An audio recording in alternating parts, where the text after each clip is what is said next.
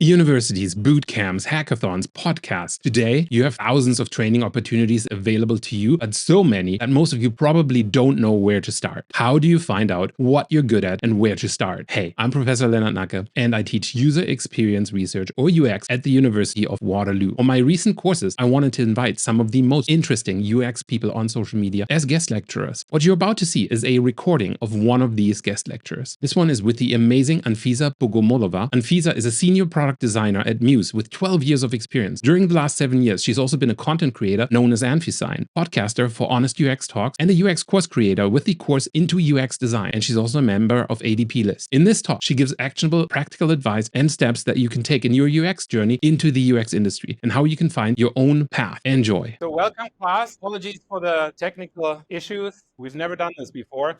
A multi-camera streaming setup together on the internet and in the classroom. But we have a very exciting guest lecturer with us today, Anfisa, who will talk about finding your niche in UX and just the way that this is set up. I will have to mute myself as we get started just so we don't have a feedback. So if we run into any issues in between, such as losing network connection or anything, please be patient. This is literally the first time we're trying this. I hope it's all going to work out, but we've never done this before at the Stratford School. So this is completely new territory for us, okay? And this also means that you will have the stream available. Is it live already? It's not. So that is, well, we do have 9 viewers, now 10 viewers on LinkedIn. So on LinkedIn, it's working. On YouTube, I'm not seeing it. So don't actually know what's happening on YouTube. Either way, we'll have a recording of this. Apologies. And class, please enjoy this guest lecture about finding your niche in UX design. During the lecture, at any point in time, feel free to send us your questions on the Teams channel that's dedicated for it. We'll be collecting the questions from you and from the people who are following this online. Hopefully, we'll have a nice Q&A session with Anfisa after. All right, thank you very much. I'm going to hand it over to Anfisa. All right, I hope you can hear me. Just give me the thumbs up if yes, all good. Yay, all right. All right, that was quite technical setup. I've never done it before, so I now know it's very complicated. So welcome everybody. My name is Anfisa. I'm a senior product designer at Muse. It's a hospitality product company. And basically today I'm going to talk a little bit about figuring out your path in this industry, trying to figure out what you could be talented at or more interested at, or maybe more naturally feeling better at. All right, so let me share my screen and yeah, cool. I can share my screen. I do hope you can see the Figma file. Yeah, it seems like you can. Perfect. All righty. So, like I said, we're talking today about finding out your niche in the UX industry. And the plan for today, there are kind of 3 sections I will go through. The first one is probably the most relevant to the topic today. It's going to be called your strong sides. So figuring out your strong sides and the direction you can take.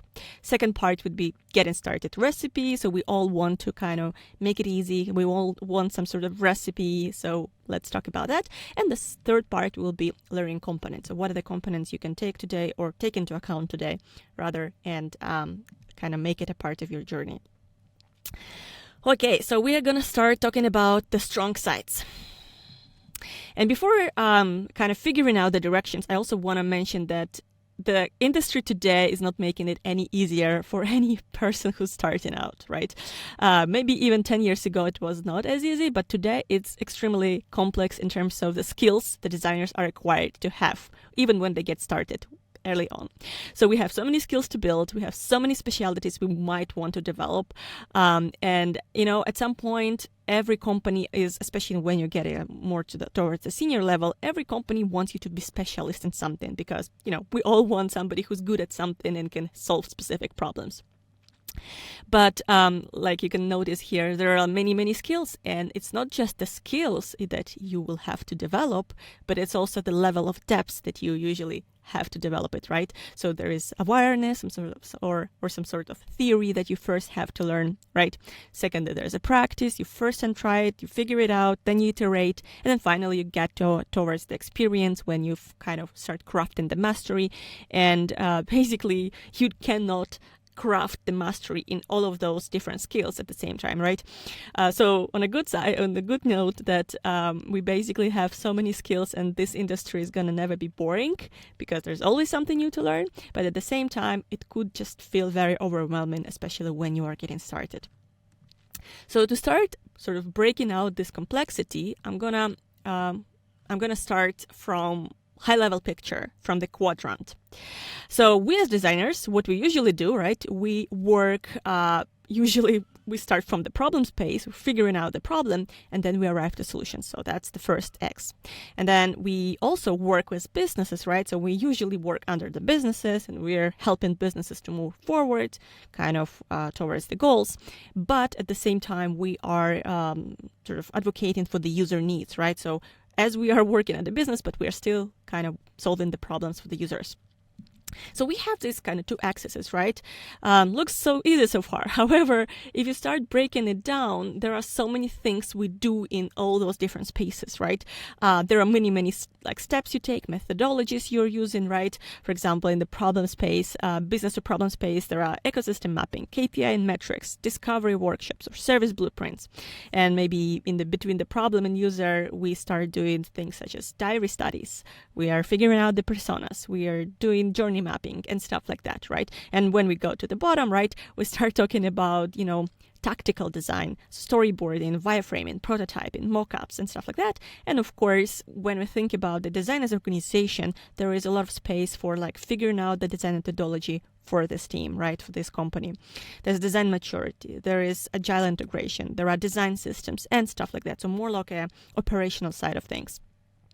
So now we have so many things, right? Again, what do you want to direct yourself? And I kind of want to cluster, okay, I was like making it a little bit more full screen. So if you try to cluster it and again, trying to simplify things in terms of outlook and how you can remember things, you can actually see there are actually those quadrants, right?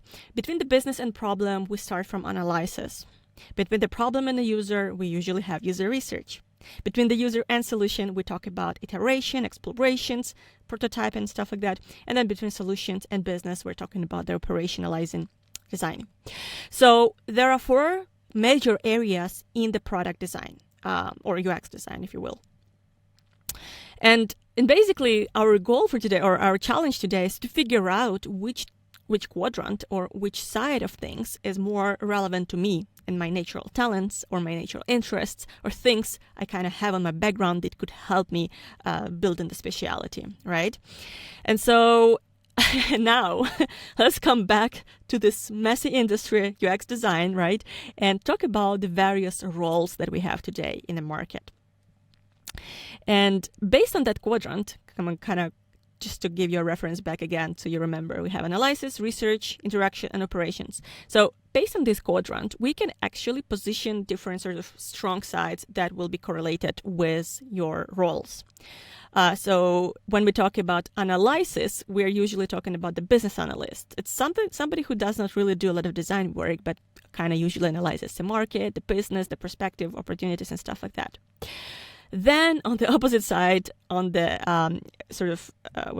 interaction space, we have interaction designer, and then a little bit smaller scope would be UI designer, and then a little bit bigger scope would be UX designer. And then product designer will actually be touching all of those quadrants in a certain way.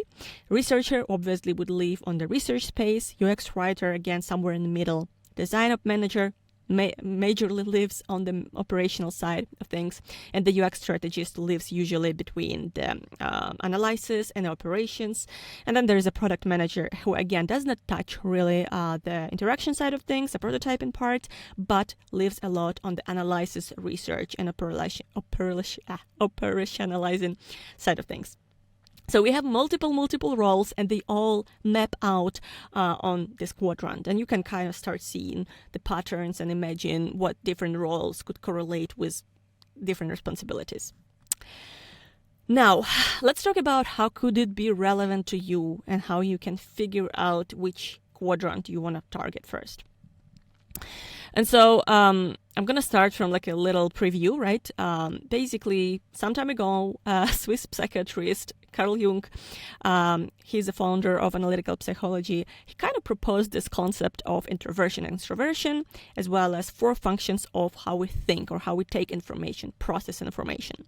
So he suggested that we as human beings, we usually express ourselves through introversion, extroversion, or different types of information taken, be it sensing, intuition, thinking type, and then perceiving type, right? And so some people could argue, and honestly, it's actually still a speculation, so don't take it as like a set in stone sort of science, but there's a lot of speculation around this approach in psychology. However, based on this study, or I guess suggestion that Carl Jung did, later on there was developed a very popular testing, which is called 16 personality test. I guess some of you might have heard about it or took it even. Maybe some of you even know your sort of character from that test, right? And so we will talk about different mapping of how the 16 personality test could help you with identifying your roles in this design industry.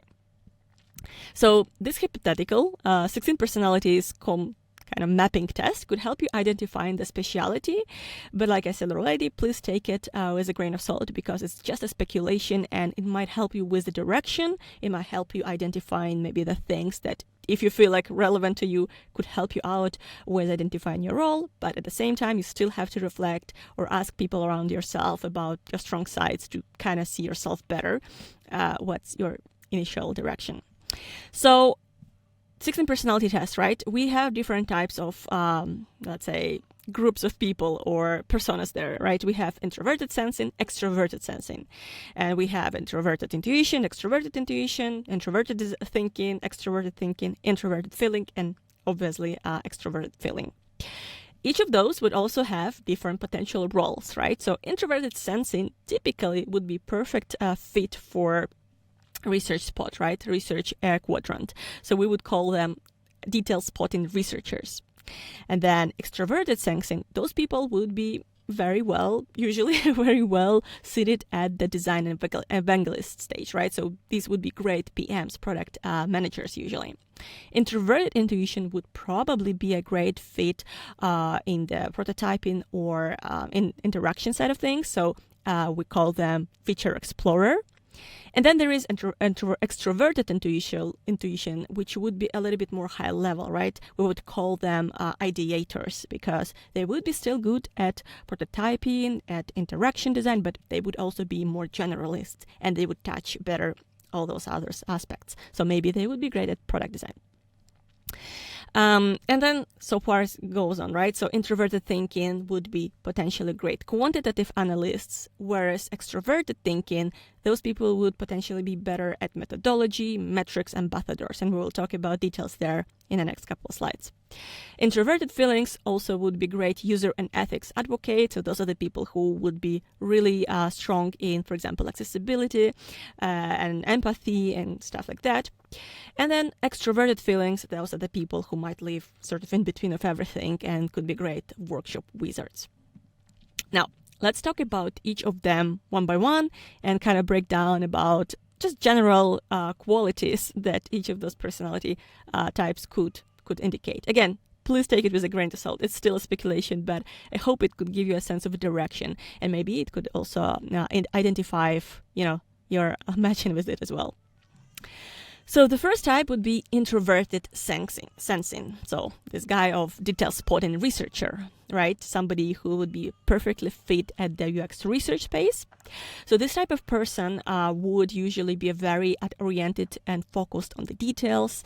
They would be very observant and have a good memory. And usually these observations would be well processed in the reliable reports. Of course, that makes them great researchers. Sometimes those people could be also great designers, those like perfect UI designers, because they will be very detail-oriented, and that means that they could be pixel-perfect designers. However, because they're introverted, they would usually prefer working alone, so maybe remote companies is a better option for these kind of designers. Now let's talk about extroverted sensing. Hello, it's my type usually. So these people would be usually better at design evangelizing, right? Those people would live a lot on the analysis space, on the research space, on operationalizing side of things. And usually these people with this thinking understand the group of people around them that makes them great workshop facilitators or keynote speakers or even product manager, because again, it means orchestrating the complexity, the relationships, the people, the data, and stuff like that. Because they're a little bit of these high-level thinkers, they could be easily distracted, I guess. And they are usually also good at recognizing patterns and trends. So that's about extroverted sensing, right? We're talking about kind of facilitators, let's call them so. Another type of thinking, right, is introverted intuition. And these people, like we already discussed, would be perfect feature explorers. So they would live strongly on the interaction side of things, this quadrant, and they usually are, because they're introverted, they typically would be into books and games, which would fit into their imagination, which would fit into being really reflexive thinker that could help them coming up with really great independent concepts, solutions. So yeah, these people usually are really good kind of in-depth thinkers. At the same time, they could be a little bit of the overthinkers sometimes. And the opposite side, we have extroverted intuition. Those are the ideators, so it's a little bit of a scale up from the introverted intuition. These people are big picture thinkers. As opposed to the introverted intuition, they are diving into many different subjects, but less deeply, right? So introverted intuition would be very deep in the subject, whereas extroverted intuition would be more holistic, high level, diving into multiple subjects, but less deep, obviously more like surface level. That makes them natural ideators. So they like to connect the dots, make high-level concepts, come up with ideas, just again, high-level, general ideas, concept, but not so good with details, right? Not so good with pixel perfection, small interactions, details such as, navigation, transitions, and stuff like that. So they would be a great match working with, for example, sensing and thinking designers who are usually much better with design details. And obviously extroverted intuition, because they're high-level pictures, they would be good, and they are also connecting the dots usually, so they would be good at innovation and low-fidelity kind of conceptualizing.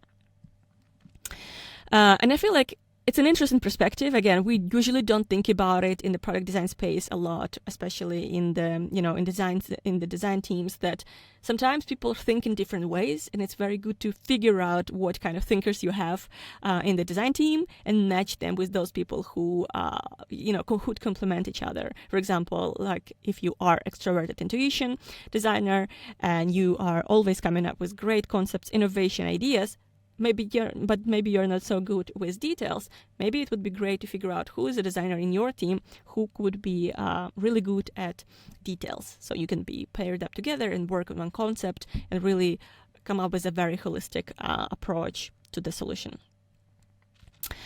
Now we have also introverted thinker. Those would be quantitative analysts. So they would be living on the user research side, but at the same time, they're great analysts, so they could work as the quantitative analyst, essentially. So this type of people usually try to like to understand complex systems, dive into studies, statistics, work with statistics, and that makes them great at producing data analyses and as well as reports. But that obviously means that they are not so good in the lower part of the quadrant. So maybe they are not so good at empathy and creativity, right? Those are not the key strengths for the introverted thinkers. The extroverted thinking, we're sort of moving that focus area towards the analysis a little bit more and focusing on methodology and metrics. So basically, those people are usually more confident and more extroverted, obviously. So they like to lead. They usually strive towards efficiency.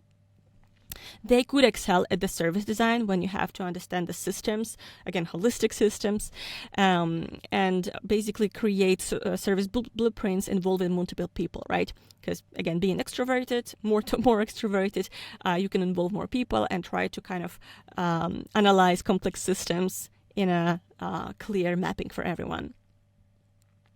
And usually we can say that those people could also take design maturity in the company to the next level by advocating for design, by breaking the complex into simplicity, and convince the team or generally leadership to invest in design more. Okay, we're almost there. Bear with me. I know it's kind of a lot of details, nerdy details and complexity. However, we're going to wrap this kind of parts and segmentation soon. So introverted feelings, those are the people who usually, so now we're talking about feeling, right? Always kind of switch between thinking, right? Thinking, feeling, now we're talking about feeling. So usually those designers are users and ethics advocates. This is a very, very common type of designers. These are the designers who are very sensitive. They care about the emotions of others. They usually have strong empathy for minorities, which makes them great advocates for accessibility in any product design team. Because they like to understand, because they're actually more empathetic, and that makes them great conflict resolutioners or managers, because they can understand point of views from different sides, conflicting sides, and they could help with coming up with some sort of compromise or best solution. They could be, on the opposite side, they could be self-critical and sometimes overthinking stuff, but yeah, basically these kind of people are really great designers, because in any team you would kind of rely on those people to help you with any complex situation or kind of critical situation. And finally, we have extroverted feeling designers, which could be also workshop wizards. So those people would live sort of in the middle of all those quadrants. We're talking about extroverted feelers who could understand the group dynamics very well, which makes them great team players and collaborators, which again makes them great workshop facilitators or maybe focus group facilitator.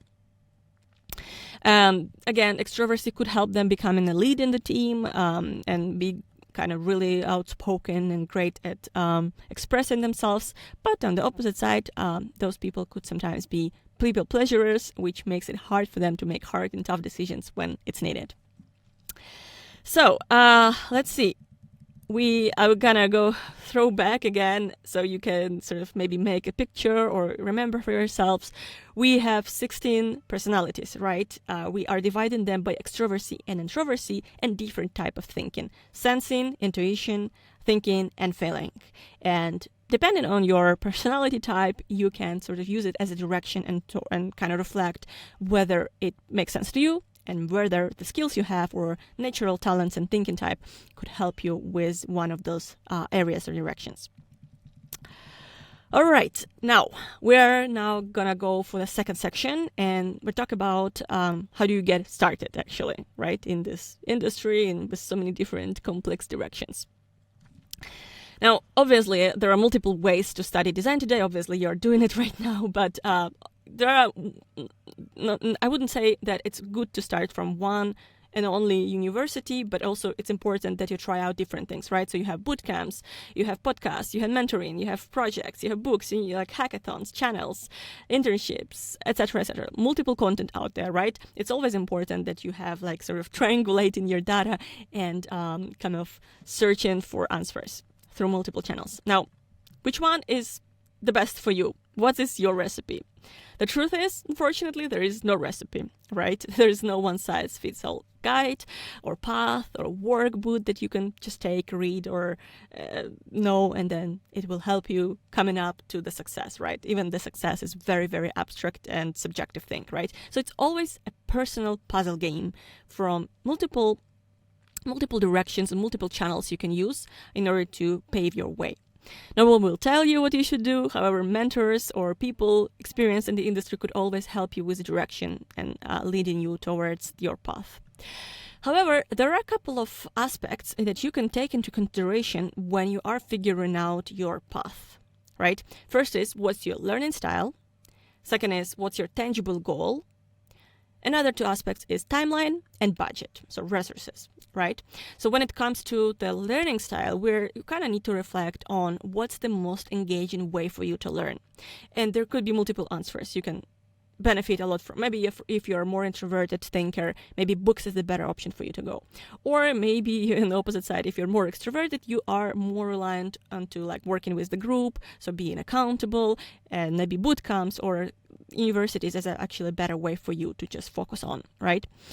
Then tangible goal. What kind of career do you want to target, and in what timeline, and with what type of budget, right? So you need to know where do you target. Without knowing where you target, you cannot kind of build your way towards that path. So those are the aspects you really need to answer for yourself in order to figure out your own recipe. The recipes could really vary and look very different for different people. Some people want to work in design agencies, for example, switching perspectives from one industry to another, working with multiple clients, multiple challenges, and that would kind of make them feel better and learn faster. Those maybe designers could learn better from courses or redesigning existing businesses. Maybe they have 6 months before they find their first job or internship or whatever. And they have, let's say, a smaller budget.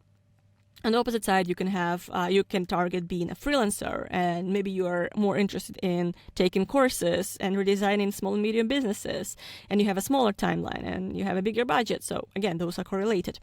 And again, maybe you're interested in a product company. Very different dynamic as well, because product company goes in depth in one industry, in one sort of set of problems, whereas in agencies and freelancing, we're talking about very high level, like different problems, different industries.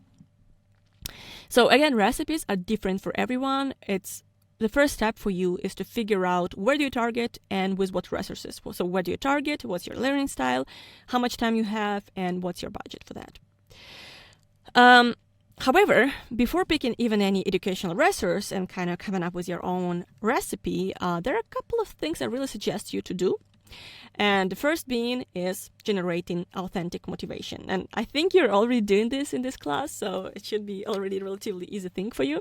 But I always recommend to start out by trying out bite-sized exercises, right? So things such as going to hackathons or participate in the service design jams, or just taking any challenges, or even looking for the videos online and see the life of a designer to see if that's something that fits you. And also, it's also very important that you start from the honest answer for yourself. Why is it the industry for you? Why do you feel like it's the best choice for you in terms of the industry? And that's only the question to yourself. Nobody else could answer, and you can map out and then kind of go through a lot of whys, this 5 whys question exercise when you try to break it down and see really what's the authentic motivation for you in this industry. Why is it for you, right? Now, defining your track, and I've just briefly touched it already in the previous slide. So there are multiple tracks that you can take, and this is a very, very high level sort of mapping. Again, don't think about it as like ultimate direction, but it's just to give you some sense of the industry, right? You can be a freelancer, design agency, or product company. You can also be a consultant, and there are multiple other segmentation. But talking about freelancer, we're talking when the designer is kind of jack of all trades. You not only need to understand your craft very well, but you also have to be a great salesperson, right? You have to be a great manager. You have to be great at what you do as designer. You also have to be a project manager, etc., right? So there is multiple skills you're developing if you are choosing this track. As a design agency designer, you need to really be focused on your craft, but again, you're switching the hats from different industries depending on the client project. So it is, again, you're building multiple high-level knowledges about different industries while still practicing design skill and craft and focusing on that. And in the product company, again, you're building a strong sort of depth of knowledge in one industry. You usually work a lot with business needs. You understand the business goals, KPIs, metrics, and then you start applying it to the design thinking and working with users and ideating and coming up with creative solutions, right? So very different ways of applying design. And you kind of have to figure out for yourself what is your interest. What are the kind of applications that you will fit best at, or at least you will be more interested or excited about. Also, the maturity really would depend. It's a very subjective thing right now, but it is dependent on the type of design agency you work at. In the market today, design agencies used to be considered as like this, let's say, what's the perfect name for it? Design work, right? When the company does not have their internal design team. So usually the design maturity is slightly lower just because outsourcing means specific timeline, specific budget, and the quality is not always the biggest metric here. Whereas the product company tend to be a little bit more mature. However, it also depends on the company growth stage, and it also depends on the company design leadership and stuff like that, right? So product company, just generally, rule of thumb, tend to be a bit more UX mature because at some point, any product company who wants to succeed realizes they need to invest in design. The design ROI is always a big thing. And then finally, assessing your resources, right? So basically, once you have the goal set up for yourself and you know the track you're targeting, you just need to understand in how much time do you want to find job, or what's your actual goal, right? So in how much time you want to get to that kind of goal, you want to achieve that goal. So exercise number 1 for today is to reflect and answer a couple of questions for yourself. First being, how do I first learn best? Second, where do I really want to start working, or sort of what's my goal right now? And then when do I want to start and do it for money? Basically, when do I want to start my professional career? And then at the end, how much resources can I really invest in my education? So these are all questions that will help you identify your sort of recipe or a learning path. And the example, the answer could be something like, I best learn from videos, I always need feedback, and I prefer learning by doing. So not just taking a lot of theory and reading books, but actually doing and then figuring out what I did.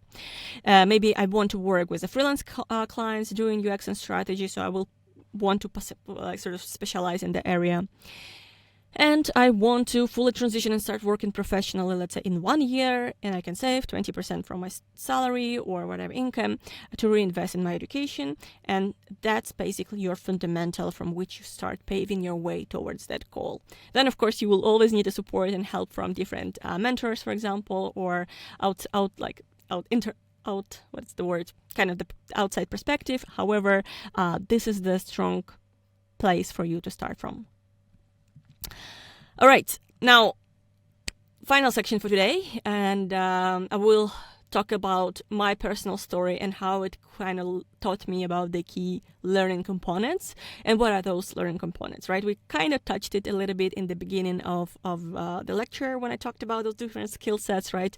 Like storytelling, prototyping, presentation and stuff like that, right? So what are the components for us to learn these different skills? My story goes like that. I personally had master degree in the design thinking, or it was also called user-centered design. Then to start practicing it, I suddenly went into the hackathon, just very accidentally, didn't plan to do it. But yeah, I was kind of pulled into a hackathon and boom, I figured it out practically. And for me, that was a kind of a moment to generate authentic motivation when I realized that's a really great thing for me to do. I like collaborating with people. I'm very extroverted and stuff like that. So that's the first time I sort of saw it in practice. That's the right fit for me.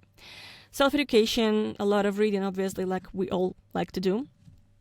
And then after finishing the university, I started freelancing a lot. It was also suddenly because of the hackathons, and I found a lot of clients through the hackathons. So I started receiving kind of client requests. So I started working on different products like that.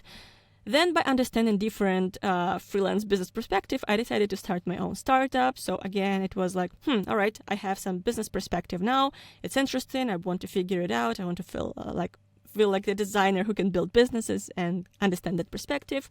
I also had internships in design agencies, and eventually I also started teaching in different courses.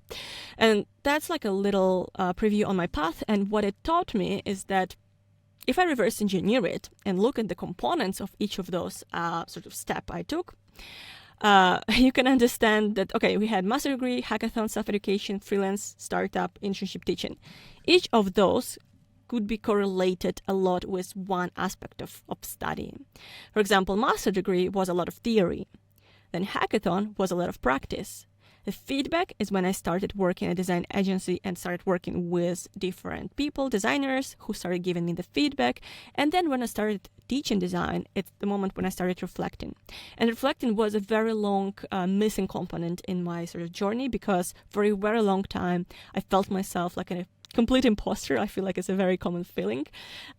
So while doing theory, practice, and feedback, I kind of knew what I'm doing, but again, I still felt very not confident in myself and what I can help with, until I started reflecting through the classes. And that's the piece of the kind of piece that I was really missing in my journey, to figure out how much I know that I didn't know, right? And I feel like many people miss this reflection part in their journey, because it's not always very common. But if you think about even design projects, design as a craft, we always try to do the retrospectives in the design world, right? Every time we finish the project, we do the reflection to learn what we've learned in that project. And the same goes for your transition journey.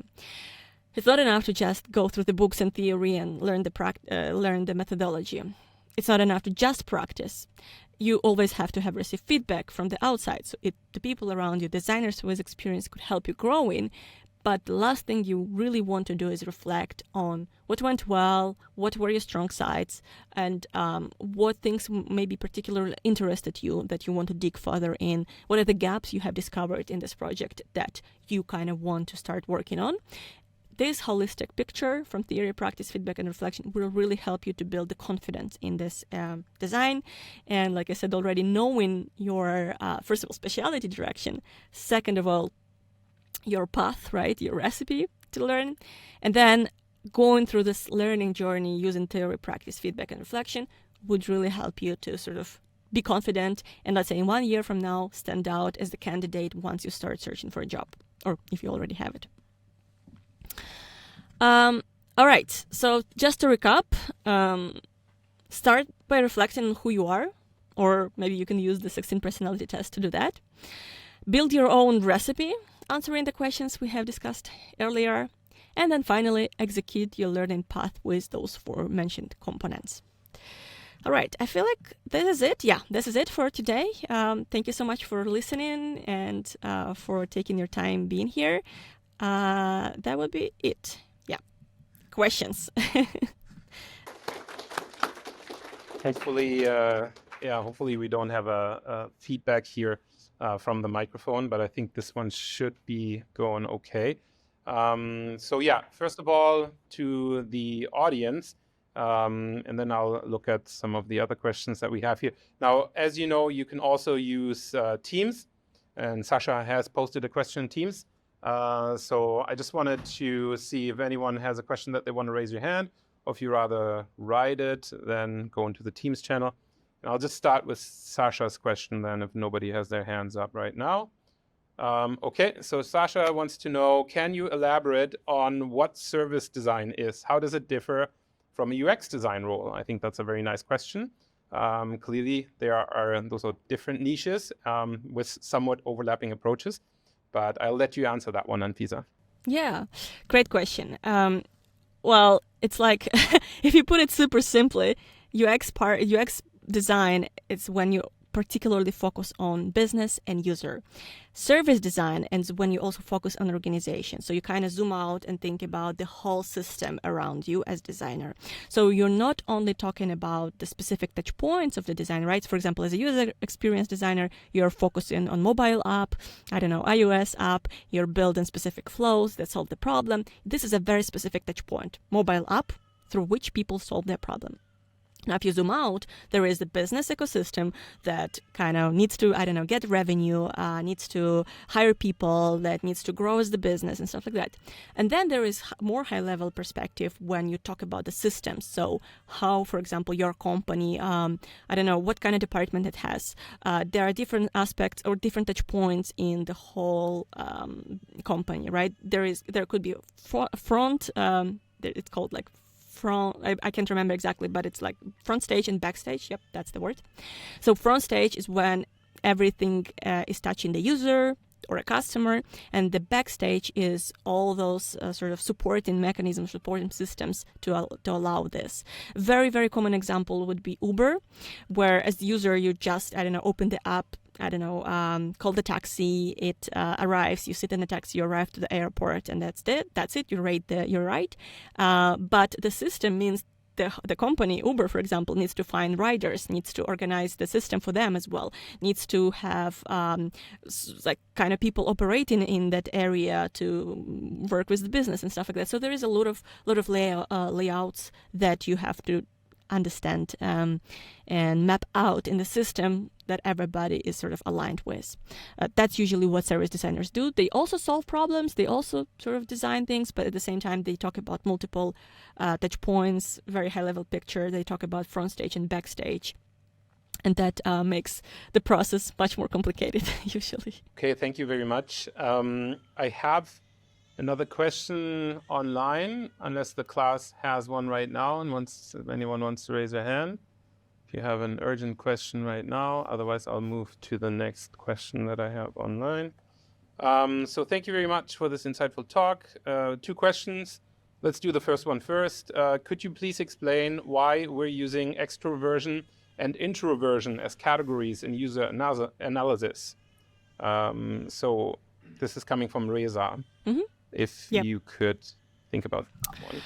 I think it's just a way for us to understand where we would look. It's not like set in stone, and it's definitely not some sort of mantra that everybody have to follow. In fact, there is a lot of argument around extroversion. Introversion is the false concept. We should not rely on this. Some people are more extroverted in one context and less extroverted in different contexts. So it's definitely still a speculation. However, I think it's just helping us to understand how our, let's say, natural expressions could manifest in different aspects and different design areas. So if you're more extroverted, most likely you will work better with people, with maybe, again, workshop, right? When you have a lot of different people with different hats, different point of views, and you have to orchestrate that group dynamic. And as an extrovert person, more likely you will do it well. Or when you understand the moods and you can always sort of figure out the solution to some conflicts or something like that.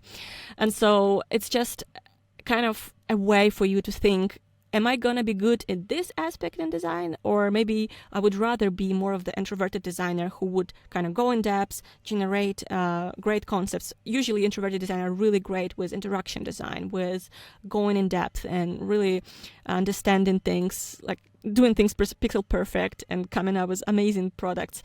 And so it's just one of the perspectives you can look at this, but like everything I said today, there is a disclaimer. It's just a direction that you can consider, but it's very, very, speculative things eventually. Cool. Thank you very much. Okay, before I go to the next question from Reza, we've got a question from Denise. Am I pronouncing that correctly here?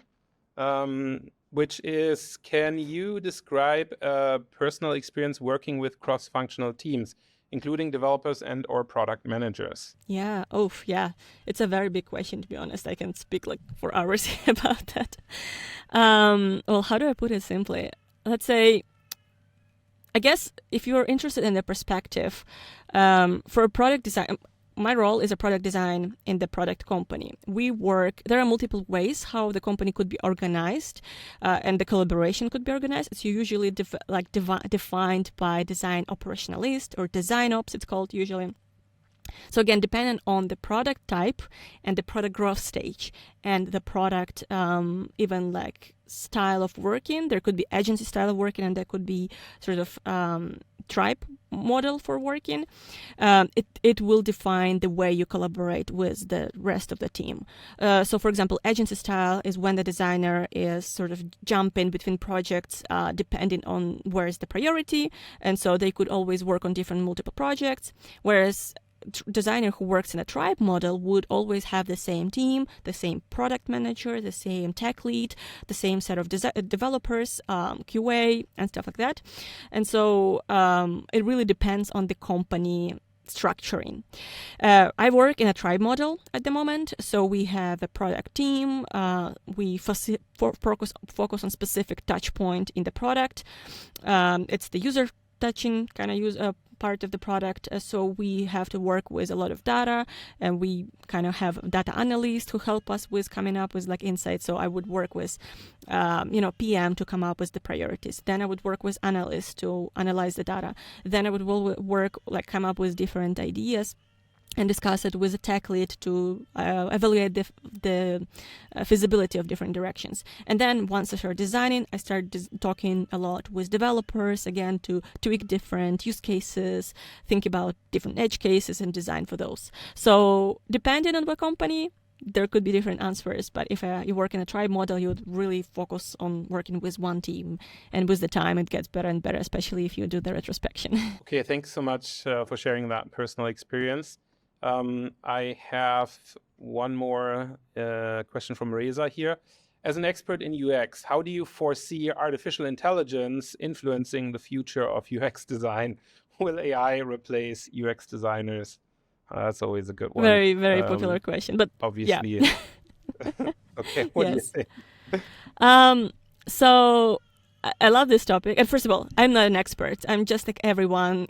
No matter how many years you spent in the design, there's no expertise. You still grow all the time, and there are different specialities you can build to your toolkit. However, talking about the AI, I am actually loving that it's becoming a part of our work. So if you look into any design tool today, it's still very, very far from replacing designers, because design work does not happen on the on-touch point level, right? It's not just coming up with concepts. It's also leveraging a lot of relationships, understanding the complexity, using different sources of data, working in teams, making the alignment in the teams, right? Working with metrics and business goals. At the moment, AI is very good at and also creativity is also a big con of the AI. They are AI is not able to produce creative concepts. They could repurpose a lot of concepts that are already out there, but when it comes to new and specific problems that product designers usually solve, it's something that AI is very far from doing at the moment. Instead, what AI is really good at is helping you with directions, with data, with edge cases. So, for example, very recently, I was doing one of the design thinking challenge. And as a designer, sometimes, you cannot think of everything. You can come up with some ideas and some mapping of the problems and user needs. But when you need a quick sort of concept, you just, you can't have all the data in front of you. Well, you can use ChatGPT right now to generate multiple edge cases or multiple persona needs, for example, or something like that, to help you out with like things you didn't think about in your design. So it's a great, they call it right now, co-pilot for your design process at the moment. And I feel like it's moving towards that way right now, at least in design industry. As long as there are people, AI will not be able to solve for people, but it will help you a lot in the process by kind of giving you the data, the relevant data, relevant directions that you can think about. And yeah, moving forward, I only think it will just help us simplifying the process, and instead of focusing on like pixel pushing, it will help us focusing on problem solving. So yeah, that's kind of my point of view at the moment. Okay, perfect. Thank you so much for all the elaborate answers to the many questions that we've received. I think I've checked everywhere right now. That is all the questions that we have. So unless anyone in this class, this is the last chance for today that you have access to Anfisa to ask a question, particularly from someone that has walked the walk that some of you might be interested in walking if you want to become a UX designer. Now is the time. Any other burning questions? Nothing so far. Okay. I think, Anfisa, if I encounter any other questions after the talk, I could probably just toss them your way and send you a direct message and follow up. But otherwise, I want to thank you very much for taking the time to join us in class today. That was really nice of you. Thanks so much, everyone, for all of your questions and attending. Thanks, everyone online, for having the patience with our technical difficulties.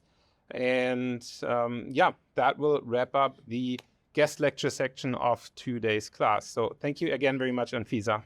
Thank you so much. Have a good rest of the day. Bye-bye. Thank you. I will now end the stream. Thank you very much for watching this video. I really hope you found something in this guest lecture that you can apply to your own life and your journey as a UX designer. If you have any comments or any questions, please leave a comment in the discussion section down below and I'll be replying to your messages. Please check out my YouTube channel for more guest lectures like this, as well as tips on writing and UX design. I am linking Anfisa's course into UX design in the description below. If you're interested in that, please use the code Lennart25 to get a 25% discount on it. Thank you so much again for listening to this lecture. See you sometime soon and have a wonderful day.